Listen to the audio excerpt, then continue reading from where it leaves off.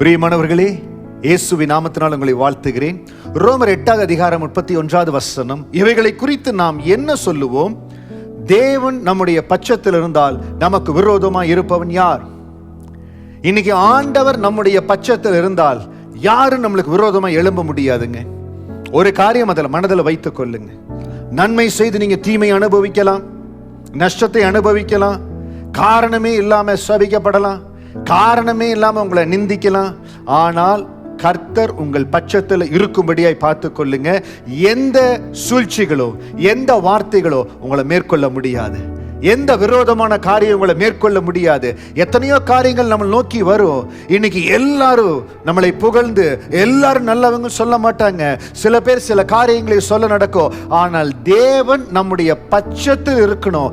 அப்ப நமக்கு எந்த விரோதமா எழும்ப நினைக்கிற, விரோதமா எழும்பலான்னு பார்க்கிற யாரும் நிற்க முடியாதபடி ஆண்டவர் மாற்றி போடுவார்.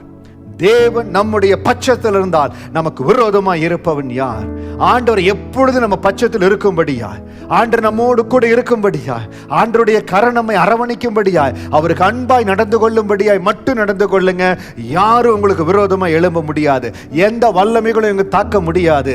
இந்த ஊழியத்துக்கு விரோதமாய், இந்த ரெகபோத் ஊழியத்துக்கு விரோதமாய் சில வல்லமைகள், சில சத்ருவின் வல்லமைகள், அந்தகாரத்தின் வல்லமைகள் பயன்படுத்தி சில வல்லமைகள் இந்த ஊழியத்துக்கு விரோதமாய் ஜெபிக்க ஆரம்பித்தது. ஆனால் அந்த அந்தகார வல்லமைகளை, அந்த துஷ்ட ஆவிகளை என் ஆண்டவர் அழித்து போட்டார். எப்படி தெரியுங்களா? எங்க பட்சத்தில் இருந்தார். அவரை அண்டிக் கொண்டோம், அவரை பிடித்து கொண்டோம், அவருக்கு முன்பாக உண்மை உத்தமமாய் ஊழியம் செய்யும்படியாய் நின்றோம். அவர் எங்க பட்சத்தில் இருந்தார். தேவன் ரெகபோத்தினுடைய பட்சத்தில் இருந்தார். எங்களுக்கு விரோதமாய் எழும்புகிற எல்லா ஆவிகளையும் ஆண்டவர் அழித்து போட்டார். இன்னும் ஆவிகள் எழும்பிக் கொண்டுதான் இருக்குது. எழும்புகிற ஒவ்வொரு ஆவிகளையும் ஆண்டவர் அழிக்கிறார். அதே போல உங்களுக்கு, உங்க குடும்பத்திற்கு, உங்க தொழிலுக்கு, நீங்க செய்கிற வேலை இடத்துல, உங்களுடைய ஊழியத்துல விரோதமாய் ஆவிகள் எழும்பும். மனிதர்கள் எழும்புவாங்க, எல்லா சூழ்நிலையும் எழும்புவாங்க, சிறிதோ பெரிதோ எழும்புவாங்க.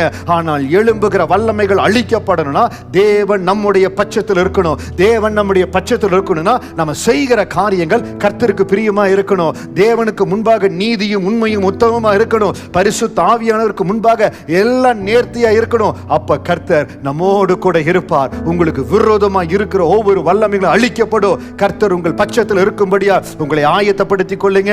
உங்களுடைய அந்தரங்க வாழ்க்கையும் சரி, நிறைய இடங்கள்ல வெளியில பார்க்க ரொம்ப இதா இருக்கலாம், ஆனால் அந்தரங்க வாழ்க்கையில கர்த்தருக்கு பிரியமில்லாத காரியம் இருக்கலாம். எல்லா நேரத்திலையும் எல்லா இடத்திலையும் கர்த்தருக்கு பிரியமா நடந்து கொள்ளுங்க.